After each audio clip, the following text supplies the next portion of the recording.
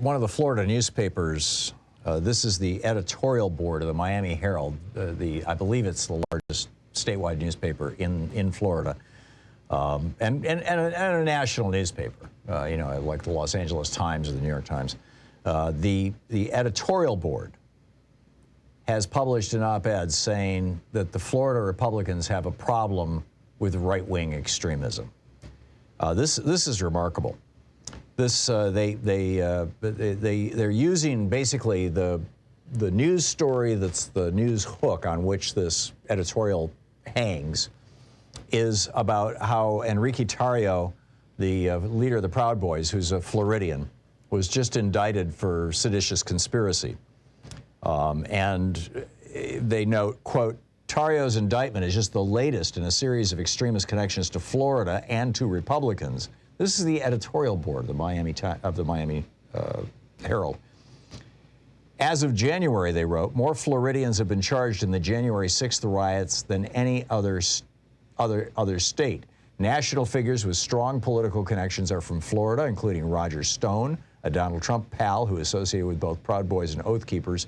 And I would add Donald Trump himself. He has, renounced his residency in New York and become a Florida resident, presumably because in Florida, if you declare bankruptcy, the one thing they can't take away from you is your principal home, your principal residence. And he's claiming Mar-a-Lago is that. The citizens of the surrounding areas around Mar-a-Lago, Palm Beach, are saying, no, you can't have a residence that is also a hotel. That's a place of business. That's not a residence. Trump is claiming he can. We'll see how that shakes out, but whatever. But then they also, the newspaper, the Miami Herald, also pointed out that, they just hosted in Orlando the CPAC convention where, they were all loving on Trump and on Putin. And this AFPAC, America First Political Action Committee convention just down the road from CPAC, where you had Marjorie Taylor Greene and Paul Gosar taking part in these anti-Semitic white nationalist rants and that sort of thing. It's just it's pretty amazing. It's really amazing. The board, again, this is the editorial board of the Miami Herald, said Republicans will no doubt continue to deny they have a white supremacy problem. And we can add this episode to the shameful list of extremist connections already distinguishing Florida. Ron DeSantis wants to be president.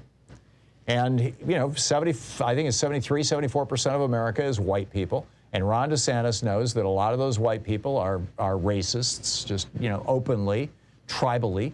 And this has been the pitch, the appeal from the Republican Party ever since 1968 when Richard Nixon rolled out his Southern strategy. And then it was picked up by Ronald Reagan when the first speech he gave as a candidate for president of the United States after he received the nomination at the Republican convention in 1980. The first official speech he gave was at is it Nebosha? I can never get the pronunciation right. County Fair near Philadelphia, Mississippi, right down the road, very close to where the three civil rights workers, Schwermer, Cheney, and Goodman, were brutally murdered by local Mississippi police, who, by the way, got off in their trial. An all-white jury said, it's all right.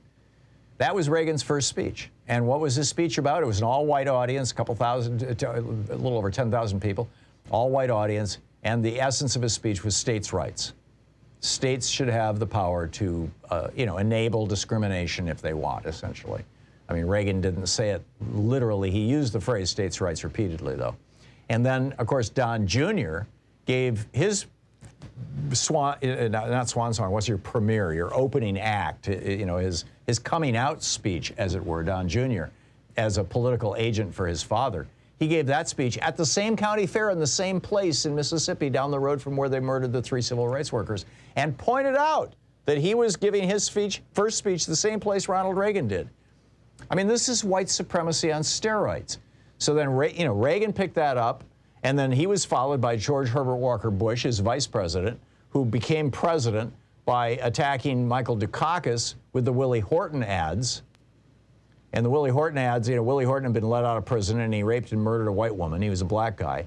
And he had been let out of prison based on a policy that was put into place by the previous Republican governor. Mike Dukakis was then the current Democratic governor of Massachusetts. But Bush attacked Dukakis for Willie Horton, even though, as I said, Willie Horton was let out of jail by the previous Republican governor, or at least his policy. And so, you know, it was racism 101 for George Herbert Walker Bush. It got him the White House. And then, you know, of course, you've got 7 years of relentless Muslim bashing by George W. Bush and people in his administration. And but then Donald Trump came back and just put it back on steroids again. I mean, at least George W. Bush had Condi Rice. He had some black faces in his administration. It wasn't like Trump, where it's like it's all white people. That's it. Sorry. And you know, Trump came into office and said, you know, it's all about race. So, you know, the murderers from Mexico and the S-hole countries and all this kind of stuff. This is real. This is real what these people are doing. This white nationalist problem, and the consequence of it is that they are radicalizing white people around the country to commit crimes against people of color. We're seeing hate crimes up. We're seeing, you know, violence up. We're seeing murders up. And you've got this whole movement now that's agitating for a second civil war. This is not a healthy thing for this country.